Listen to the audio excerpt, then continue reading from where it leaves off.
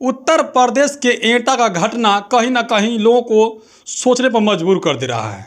एक तरफ जातीय दंगा हो रहा है तो कहीं एक तरफ यह हो रहा है कि लोग आपस में एकजुटता होते हुए नज़र आ रहे हैं, चाहे वो ब्राह्मण समाज हो और चाहे शूद्र समाज हो। मैं कई जगह से वीडियो खंगाला, उसमें यह दिखाई मिला कि उत्तर प्रदेश का जो एटा का मामला है, संतराम यादव का जो मामला है, वह काफ़ी गंभीर होते हुए नज़र आ रहा है। तो मैं आप लोगों से बताऊं, इससे पहले मैं अपना परिचय देता हूं। मेरा नाम गिरजा प्रसाद और आप देखना शुरू कर चुके हैं बदलते भारत। उम्मीद करता हूं कि आप लोग स्वस्थ और खुशहाल होंगे। लेकिन सोचिएगा जरा, उत्तर प्रदेश की जो घटना है कैसे जातिवाद में बढ़ता जा रहा है।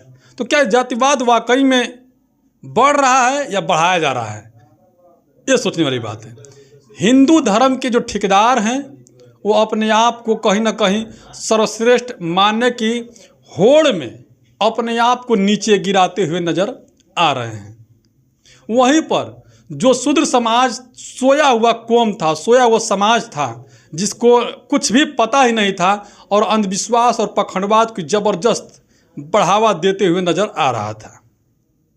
और ख़ासकर इसका जिम्मेदार जो अंधविश्वास पखंडवाद को बढ़ावा देने वाले या फिर हिंदू समाज के जितने भी ठेकेदार हैं उनको बढ़ावा देने वाले ओबीसी समाज। और आज संतराम यादव, जिसका बाल काटा गया, सिर मुड़वाया गया, जो है कि उसके बाद उनके थूक चटवाया गया, उन्हें महिला मूत्र से, पहले तो एक गौ मूत्र आया था लेकिन अब महिला मूत्र से शुद्धिकरण कराया गया, जो कि वो भी खास करके ब्राह्मण की जो महिला है उसके मूत्र से उन्हें शुद्धिकरण कराया गया। यादव की औकात बताया गया कि देखो, यादव की औकात इतना है कि ब्राह्मण के महिला के मूत्र के बराबर है। यह औकात वहाँ पर मालूम पड़ा। फिर भी यादव अपने आप को कृष्णवंशी और क्षत्रियवंशी कहने में पीछे नहीं हटते हैं। लेकिन यहाँ पर जो अम्बेडकरवादी विचारधारा के मानने वाले लोग हैं, जो doctor B are Ambedkar ji के मानने वाले लोग हैं, वह कह रहे हैं कि ऐसा ही होना चाहिए था, तभी जा कर के लोगों को सीख मिलेगी। यानी कि जो यादव के साथ हुआ, घोर निंदा हुआ, उनके साथ बर्बरता हुई, उसको लेकर के जो किसी भी कास्ट के जो अम्बेडकरवादी विचारधारा के लोग हैं वो कह रहे हैं कि इनके साथ ऐसा होना चाहिए था, तभी ये समझेंगे। जैसे आज वो समझ चुके हैं। आज वह पूरी जो यादव कम्युनिटी के लोग हो, चाहे उत्तर प्रदेश हो चाहे बिहार हो, एकजुटता होते हुए नजर आ रहे हैं और यह कह रहे हैं कि ब्राह्मणों से पूजा पाठ कराना सख्त माना हो गया। कहीं बोर्ड लगा रहे हैं तो कहीं नारेबाजी भी कर रहे हैं। तो क्या अब ब्राह्मण समाज के जो पुरोहित थे, जो ब्राह्मण समाज थे, जो सबसे सर्वश्रेष्ठ थे, सबसे ऊंचे कास्ट के थे और अपने आप को ऊंचे अहदा पे मानते थे, और आज भी वो चीज़ लागू करने की कोशिश में कहीं ना कहीं नीचे गिरते हुए नज़र आ गए। क्योंकि जो ओबीसी समाज में सबसे धनवान कहूँ, बलवान कहूँ, यादव समाज ने साफ साफ नकार दिया इस बात को कि अब हम ब्राह्मण से पूजा पाठ नहीं कराएंगे, क्योंकि हमारा दिया हुआ पैसा, हमारा दिया हुआ संपत्ति जब वो शुद्ध है तो हम कैसे अशुद्ध हो सकते हैं, यानी शूद्र कैसे।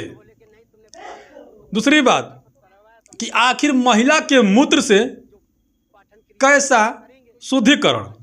ये बात उत्तर प्रदेश के भूतपूर्व मुख्यमंत्री अखिलेश यादव के साथ भी हुआ था। जब वो मंदिर गए थे तो उनका शुद्धिकरण हुआ था, पूरी तरह से मंदिर परिसर को धुलवाई किया गया था।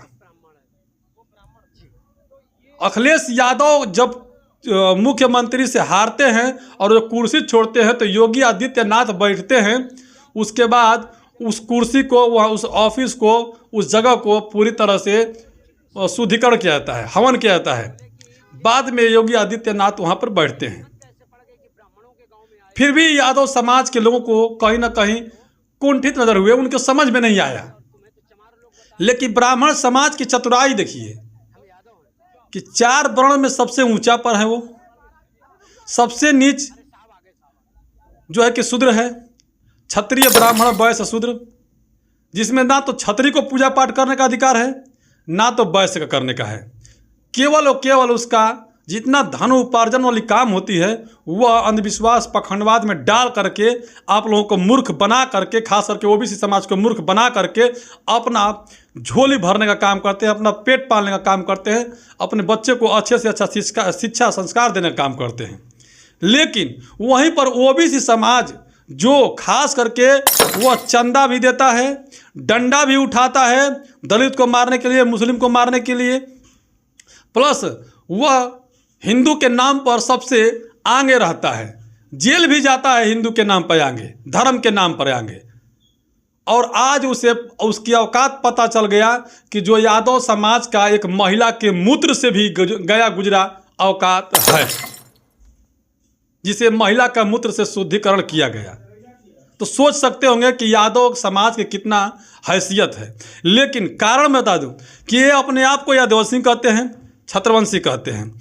अगर यादवंशी हैं तो कृष्णा जी की, जो कृष्णवंशी बोलते हैं उसे, अगर ये कृष्णवंशी हैं तो कृष्णा जी के मंदिर में आखिर ब्राह्मण पुजारी कैसे? वहां पर पुजारी कैसे ब्राह्मण? कृष्णा है तो यादव रहना चाहिए, यादव को पुजारी होना चाहिए।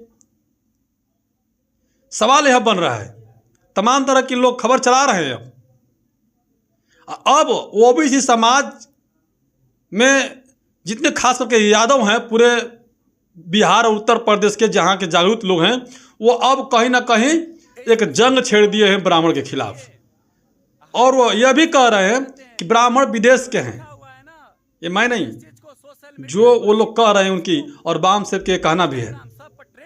तो जो यादव अपने आप को छत्रवंशी, यदुवंशी या फिर जो भी कृष्णवंशी कहते थे, उनका एक सम्मान कितना है, यानी कि महिला के मूत्र के बराबर उनका औकात है।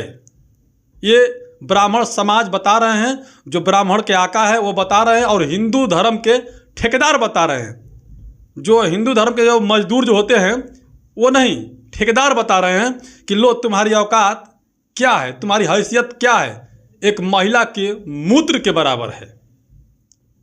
अभी यादव समाज को सोचना पड़ेगा कि क्या हमारी औकात महिला के मूत्र के बराबर है, या फिर जिसको दान देते हैं उससे हमारा। दान देने वाला और दान लेने वाला दो तरह के होते हैं, जिसमें दान देने वाला राजा होता है, दान लेने वाला रंक होता है। लेकिन यहाँ पर दान लेने वाला राजा है और दान देने वाला शूद्र है। कैसे वो है? नीच है, और वो भी महिला के मूत्र से शुद्धिकरण करके। उन्हें कैसा शुद्धिकरण किया जाए ये सोचिए, एक मूत्र से। यादव समाज के लोगों को सोचना पड़ेगा। अभी भी वक्त है, जो पाखंडवाद से लड़ो और पाखंडवाद के खिलाफ करो। एक पाखंडवाद था जिसका खुलासा हुआ, जिसका संत राम यादव ने पाखंडवाद की बढ़ावा कर रहे थे, और ये पचा नहीं उन लोगों को, क्योंकि वहाँ पे पैसा धन उपार्जन हो रहा था, और उस उपार्जन को बचाने के लिए वो लोग गलती कर बैठा और संत राम यादव को पाखंड करने से रोक दिया। तो ये ओबीसी समाज के लिए एक नई संदेश है, अच्छा संदेश है कि ये पाखंड है और हम एक शूद्र हैं जो हमारी मूत्र के बराबर औकात है। ये तो उनको लिए संदेश सही गया।